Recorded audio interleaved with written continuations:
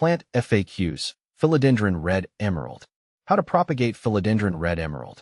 Propagation of philodendron red emerald is a joy for me. I found the best method to be stem cuttings.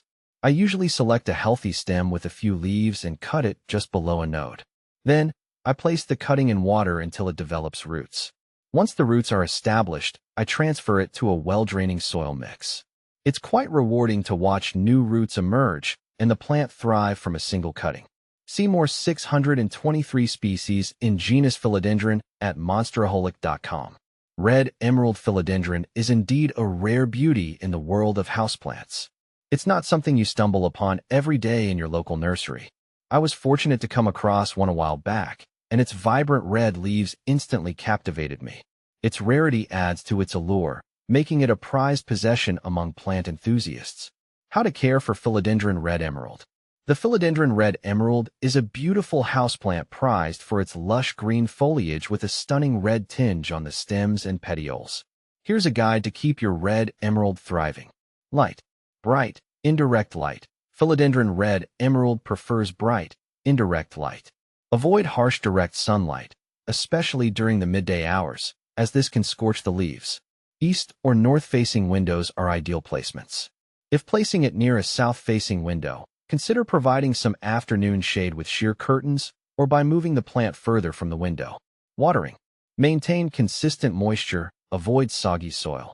Aim for consistent moisture in the soil, but avoid letting your philodendron red emerald sit in waterlogged soil.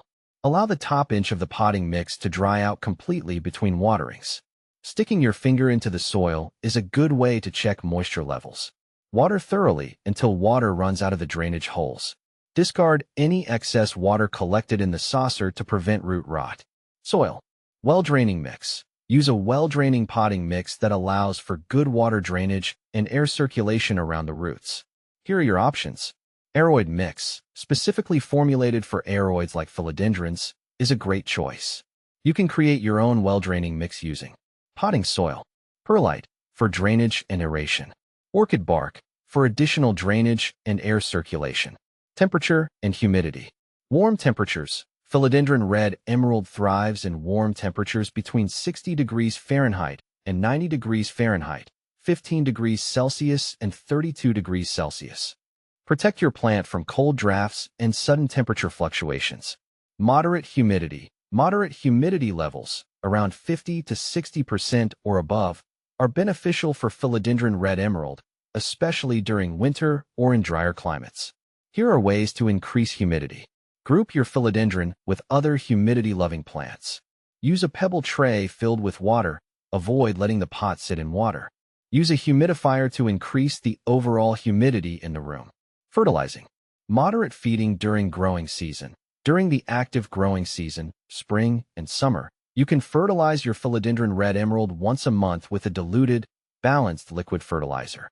A balanced fertilizer formulated for houseplants works well. Reduce or withhold fertilizer during the winter months when the plant's growth slows down. Additional tips. Wiping leaves. Gently wipe the leaves with a damp cloth from time to time to remove dust and improve their ability to absorb light for photosynthesis. You can also mist the plant occasionally, but be mindful not to over-mist, as this can promote fungal diseases. Climbing habit. Philodendron red emerald is a natural climber.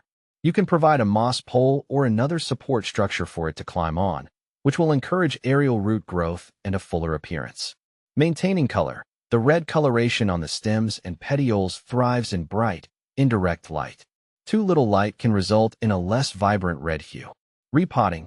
Repot your philodendron red emerald every 1 to 2 years when it outgrows its current pot. Choose a pot with drainage holes that's slightly larger than the previous one.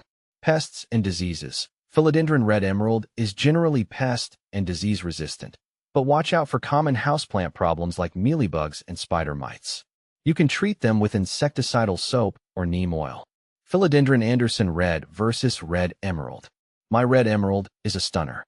The deep green leaves with flashes of red underneath are gorgeous, and the new growth emerges with a beautiful reddish-pink hue. It puts out new leaves like crazy, making it a fast grower in my experience. The Anderson red, on the other hand, seems to be a bit more slow-going. While its vibrant red stems are undeniably eye-catching, The leaves themselves tend to lose their red tones as they mature, leaving mostly green with just a hint of red veins. Philodendron Bloody Mary versus Red Emerald. This is a close call. Both have that dramatic, dark foliage that I love. The Bloody Mary leans even darker, with almost black leaves that shimmer with a metallic sheen. It's a showstopper for sure, but it can be a bit finicky with light. My Red Emerald seems more forgiving, thriving in both bright indirect light and slightly shadier corners.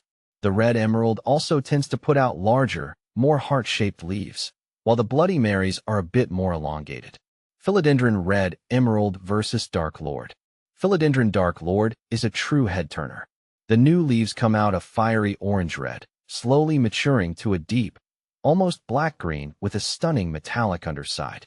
It's definitely slower growing than my Red Emerald, but the dramatic color shift is worth the wait.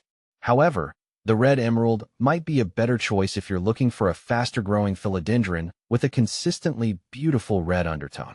Philodendron Red Emerald versus Imperial Red. Philodendron Imperial Red is another fast grower, like my Red Emerald. But that's where the similarities seem to end.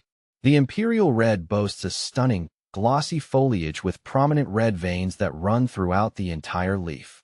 It doesn't have the same contrasting red undersides like the Red Emerald, but the constant red veining adds a vibrant touch.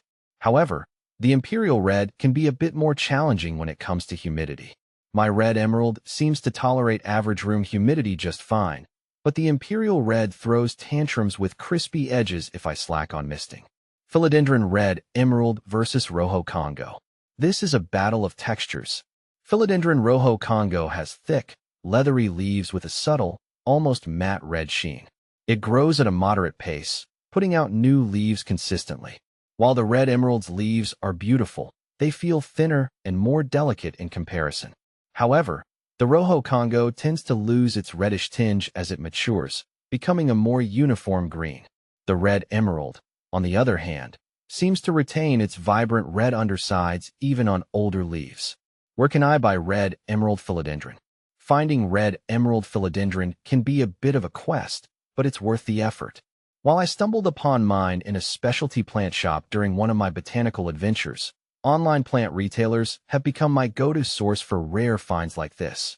Websites dedicated to plant enthusiasts often offer a variety of philodendron cultivars, including the elusive Red Emerald.